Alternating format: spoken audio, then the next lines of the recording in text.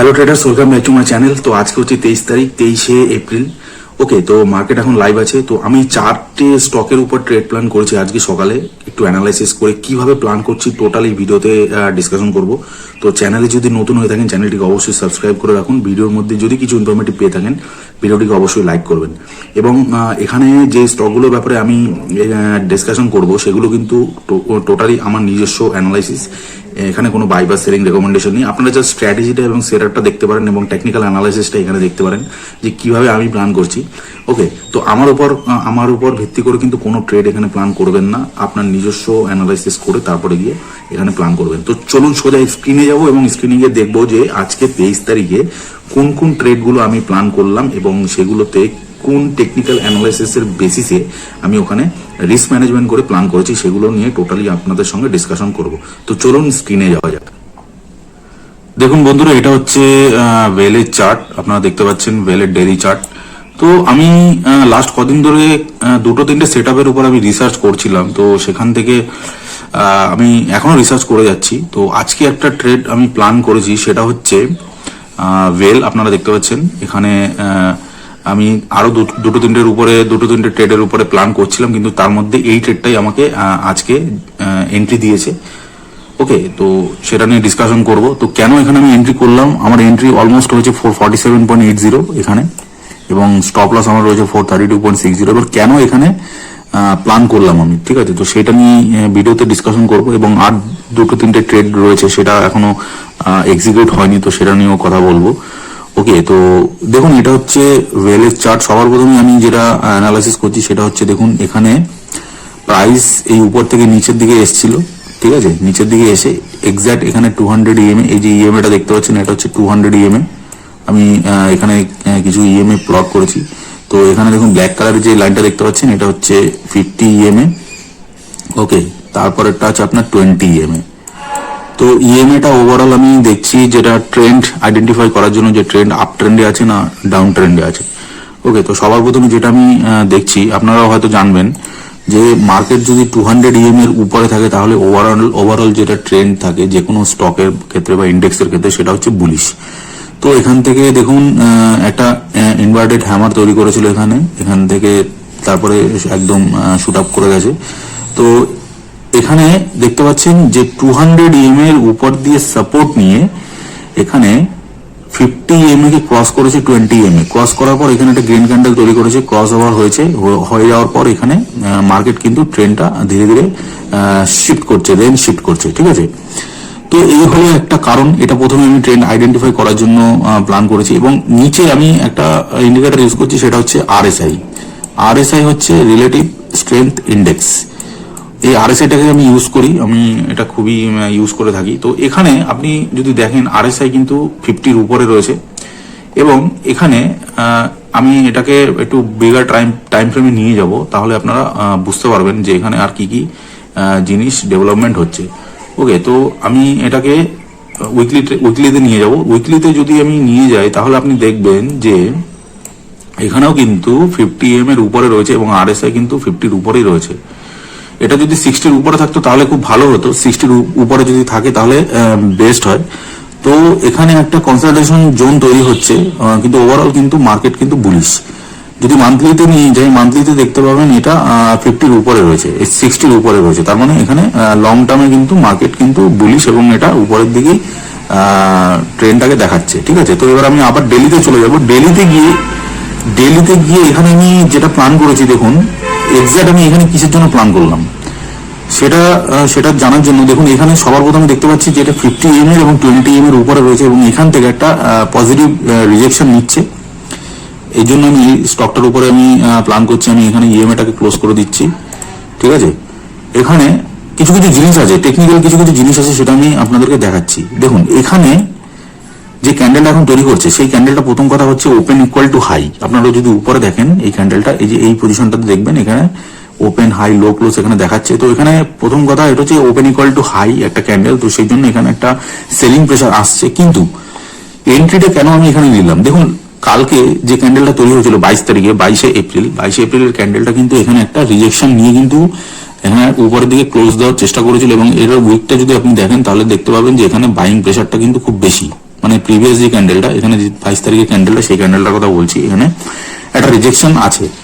এবং এখানে একটা ছোট্ট টেকনিক্যাল জিনিস তৈরি হয়েছে, সেটা হচ্ছে ফেয়ার ভ্যালু গ্যাপ।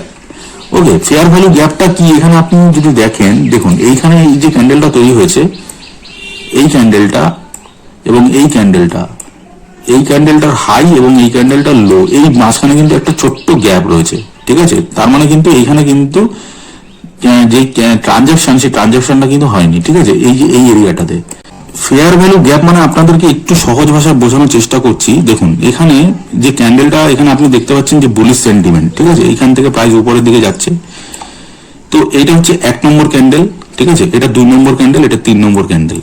ওকে, এবার 1 নম্বর যখন প্রাইস উপরের দিকে যাবে, ধরুন এই 1 নম্বর ক্যান্ডেলের হাই এবং 3 নম্বর ক্যান্ডেলের লো, এর মধ্যে ট্রানজাকশন হয়েছে, তার মানে 3 নম্বর যে ক্যান্ডেলটা তৈরি হয়েছে, সেই ক্যান্ডেলটা এটার হাইয়ের, এটা যে ক্যান্ডেলটা তৈরি করেছিল 1 নম্বর ক্যান্ডেল, সেই হাইটাকে টাচ করে উপরের দিকে গেছে। ওকে, এবার আপনি দেখুন এই ক্যান্ডেলটা দেখুন, এবার এখানের যে ক্যান্ডেলটা সেটা দেখুন, 1 2 3, এই 3টে ক্যান্ডেল। এবার দেখুন এই 1 নম্বর ক্যান্ডেলের হাই এবং এই 3 নম্বর ক্যান্ডেলের লো কি করেছে, 1 নম্বর ক্যান্ডেলকে টাচ করেছে, তার মানে এখানে কোনো ফেয়ার ভ্যালু গ্যাপ নেই, ঠিক আছে। আমি সহজ ভাষায় আপনাদেরকে বোঝানোর চেষ্টা করছি। এবার ধরুন পরের ক্যান্ডেলটা দেখুন, 1 2 3, ঠিক আছে, এই 3 নম্বর ক্যান্ডেলটা দেখলেন। এবার দেখুন এই ক্যান্ডেলের হাই এই ক্যান্ডেলটাকে কিন্তু টাচ করেছে, এই যে 3 নম্বর ক্যান্ডেলটা, এটা লো এই ক্যান্ডেলটাকে টাচ করেছে, তার মানে এখানে কোনো ফেয়ার ভ্যালু গ্যাপ নেই, ঠিক আছে। তো ফেয়ার ভ্যালু গ্যাপটাকে এইভাবে দেখতে হয়। তারপরে আবার দেখবেন এগুলো হচ্ছে হিডেন সিক্রেট, ঠিক আছে। এবার এই 3টে ক্যান্ডেল দেখুন, 1 2 3, এই ক্যান্ডেলের হাই এবং 3 নম্বর ক্যান্ডেলের লো টাচ করেছে। এইবার এখানে আরেকটা ক্যান্ডেল যেটা আমি দেখাচ্ছি সেটা দেখুন, 1 2 3, এই 3টে ক্যান্ডেলের কি হয়েছে দেখুন, এই ক্যান্ডেলের হাই এবং এই ক্যান্ডেলের লো এখানে কিন্তু টাচ হয়নি, তার মানে কি হয়েছে, এখানে একটা ফেয়ার ভ্যালু গ্যাপ তৈরি হয়েছে। ওকে, বোঝাতে পারলাম? আপনাদেরকে একটু বোঝানোর চেষ্টা করলাম সহজ ভাষায়। এবার আপনারা যদি না বোঝেন তাহলে কমেন্ট বক্সে জানান।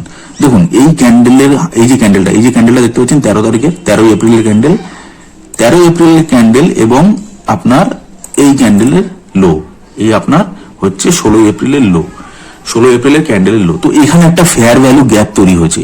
ফেয়ার ভ্যালু গ্যাপ যখন তৈরি হয়েছে তখন কি হয়, প্রাইস এখানে গ্যাপ ক্রিয়েট করে উপরের দিকে যায় এবং এখান থেকে, এই উপর থেকে একটা ছোট্ট রিভার্সাল নিয়ে এই ফেয়ার ভ্যালু গ্যাপটাকে এখানে ফিল করে আবার উপরের দিকে র্যালি চালু করে, ঠিক আছে। তো এই গ্যাপটাকে আমি এখানে আইডেন্টিফাই করে এখানে একটা প্ল্যান করেছি। তো ওভারঅল যেটা হলো সেটা হলো আপনাদেরকে দেখালাম, ইএমএ দিয়ে আমি ট্রেন্ডটাকে চেক করলাম যে ট্রেন্ডটা ঠিক আছে কিনা, ঠিক আছে, আপ ট্রেন্ডে আছে কিনা।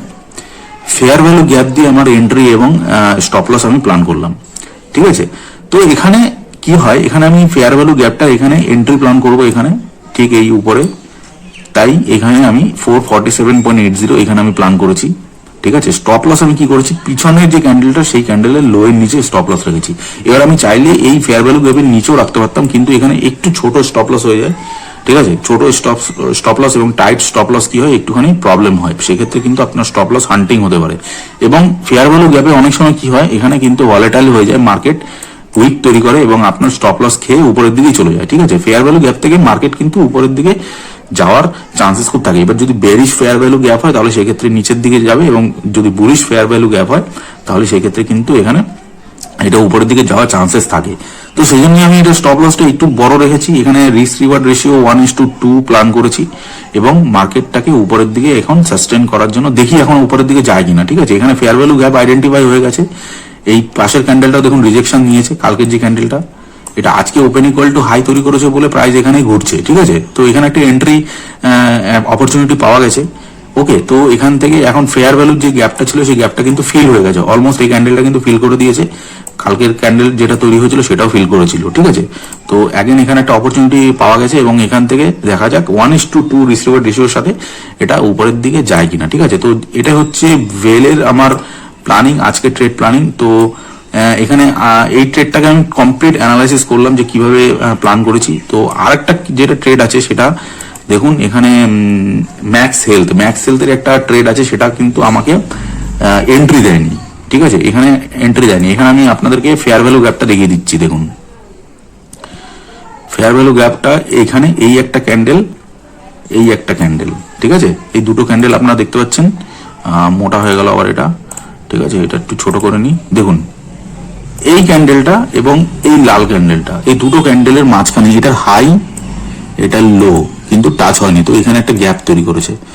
প্রাইস এখানে আমি এখানে প্ল্যান করেছিলাম 982.75, প্রাইস কিন্তু নিচের দিকে এসে এক্স্যাক্টলি এই উপর থেকে বেরিয়ে গেছে। দেখুন এখন ম্যাক্স হেলথ এটা ভালোই এখানে মোমেন্টাম দিচ্ছিল, কিন্তু এখানে এন্ট্রি এখানে মিস হয়ে গেছে, এটা এন্ট্রি দেয়নি, তো এটা আমার র্যাডারে থাকবে। এই একটা স্টক গেল, এবং এটা যদি আমি আপনার ট্রেন্ড দেখুন, ট্রেন্ড কিন্তু এখান থেকে রিভার্সাল হয়েছে, ঠিক আছে, তো ওভারঅল এটা বুলিশ সেন্টিমেন্ট দেখাচ্ছে। তো সেকেন্ড আরেকটা যেটা স্টক আছে সেটা আমি আপনাদেরকে দেখাই, এটা হচ্ছে হিন্দুস্তান, এটা হচ্ছে কি হিন্দুস্তান জিঙ্ক।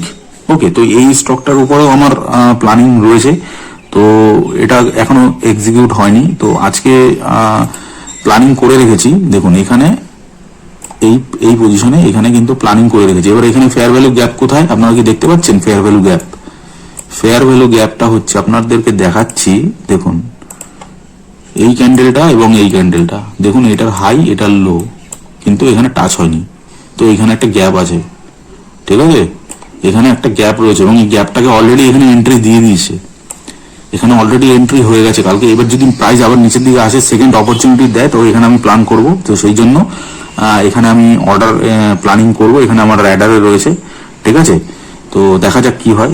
এই একটা স্টক গেল। সেকেন্ড আর একটা স্টক আছে, কিছু কিছু স্টক আছে যেগুলো সবগুলো আলোচনা করতে গেলে এখন অনেক লম্বা হয়ে যাবে ভিডিওটা, ঠিক আছে, তো এখানে দেখুন অ্যাস্ট্রালেও আমার প্ল্যানিং রয়েছে।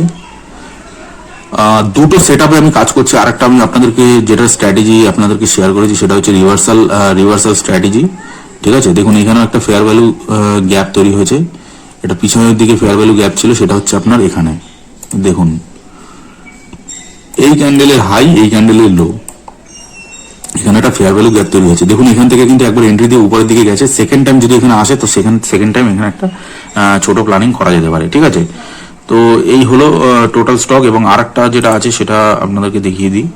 ওকে, কোনো বাই বা সেল রেকমেন্ডেশন নেই এখানে, আপনাদেরকে জাস্ট অ্যানালাইসিস করে দেখাচ্ছি। তো স্টকগুলো আপনারা র্যাডারে রাখতে পারেন এবং আপনারা দেখতে পারেন যে এখানে কি কাজ করছে কিনা, ঠিক আছে, ফেয়ার ভ্যালু গ্যাপ কাজ করছে কিনা। ওকে, তো এখানে দেখুন টেক মাহিন্দ্রাতে এখানেও sorry Tata chemical, Tech Mahindra না টাটা কেমিক্যাল, ভুল বললাম। তো এখানে দেখুন একটা ফেয়ার ভ্যালু গ্যাপ তৈরি হয়েছে, দেখুন এইখানে একটা ফেয়ার ভ্যালু গ্যাপ কোথায় তৈরি হয়েছে, দেখুন এইখানে এই ক্যান্ডেলটার হাই এবং এই ক্যান্ডেলটার লো, এখানে একটা ছোট্ট ফেয়ার ভ্যালু গ্যাপ তৈরি হয়েছে, ঠিক আছে, এই এরিয়াটাতে।